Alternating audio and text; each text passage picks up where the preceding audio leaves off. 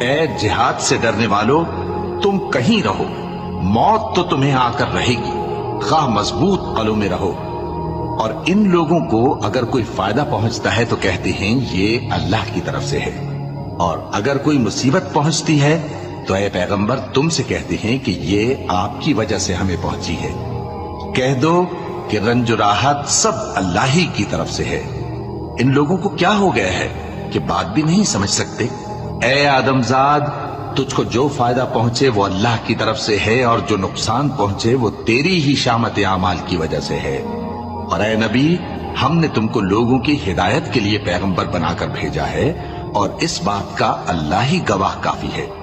جو شخص رسول کی فرما برداری کرتا ہے تو بے شک اس نے اللہ کی فرما برداری کی، اور جو نافرمانی کرے تو اے پیغمبر تمہیں ہم نے ان کا نگہبان بنا کر نہیں بھیجا۔